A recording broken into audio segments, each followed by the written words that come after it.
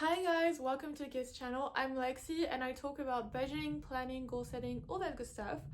And in today's video, I'm going to be sharing with you my budget for January 2025. So if you've watched my December 2024 budget, this is kind of a revised version of that because I made some changes to the template that I used to budget because I just figured that some of the things I was doing were kind of too complicated and I wanted a little bit more flexibility and simplicity. So I've changed it up and yeah, let's get into it. So I just like to use Excel for my budget because I feel like it's a very easy way for me to track my expenses. So today I'm just going to be going over my January budget. I won't be going back on what I spent in December just because like I said, I've pretty much changed my template during the month of December. So going back to the old template is just not going to make much sense. Just overall, I was under budget in December. The only category I was over budget was guilt-free spending, but that's just because I paid for some of my Christmas presents and I'm waiting for the people who gifted them to me to just pay me back. So overall, I'm under budget for December. But yeah, I've changed my budget template since that video, especially the variable costs category, so I'll just go over that quickly. So basically, the C column is all my predicted costs, the D column is all my real costs. At the date I'm filming this video, I haven't had my December income yet, so I won't be putting that in here just yet. But but usually I get paid around 3,225 euros, a little bit less, a little bit more each month. It kind of depends on the holidays and tax, but overall that's a good baseline. And then I have this category which includes investments, long-term savings, short-term savings.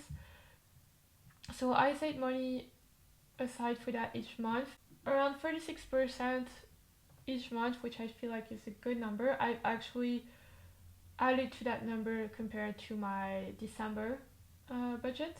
And then I have all my fixed expenses, so I could fill that out, but I just like doing it as I go just to make sure I don't have sometimes a subscription that I would have, a service that I would have subscribed to twice or something like that. So I just like to go one by one, but it just doesn't change. Rent includes utilities, Wi-Fi, everything.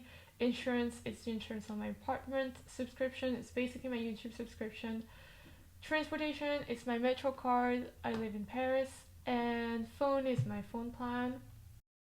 And then all of that represents also 36%.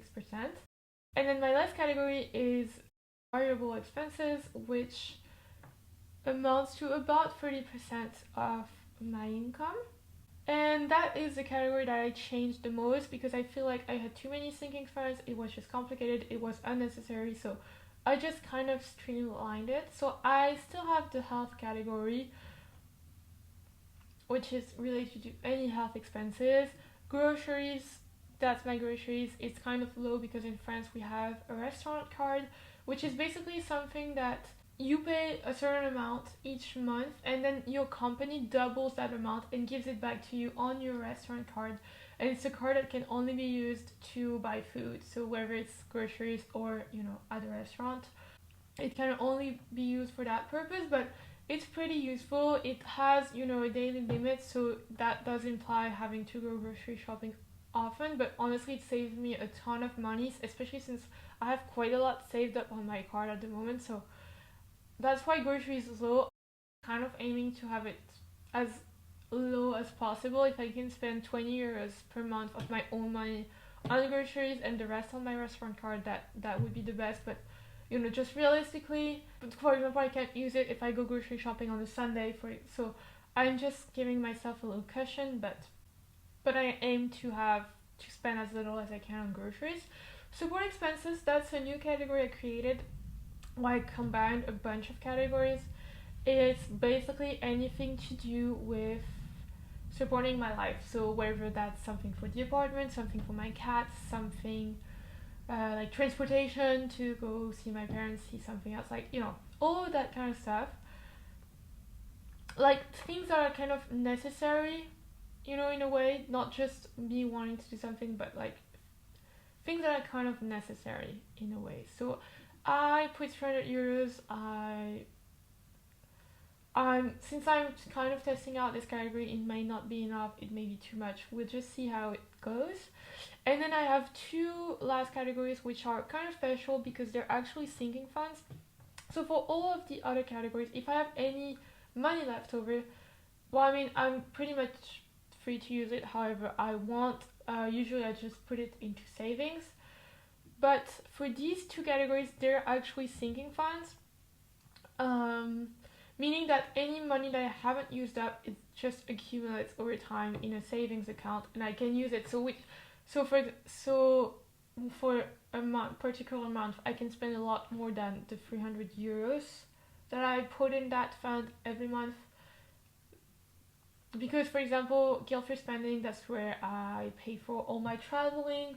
So, for a trip, you have a lot of expenses at once. So I just like to kind of build it up over time. So it's both something I use month to month, and it's also something that I save up for. So social fund is for any social activities. So like I said, trip with friends would fall into that category, and then guilt-free spending is for whatever I want, whether it's a purse that I want to save up for, whether it's just new running shoes that I need, whether it's a decor item for my apartment, anything that I want basically. And I do include like everything to do with skincare, hair care, all of that in guilt-free spending or support expenses. It kind of depends if it's more something I want to try out or something or a replacement I'm buying. It's just, it's kind of flexible. I like my budget to be a little bit flexible. Well, that's it for this video, guys. I hope that you found it interesting and useful. And if you did, please subscribe. And I will see you guys in my next video. Bye!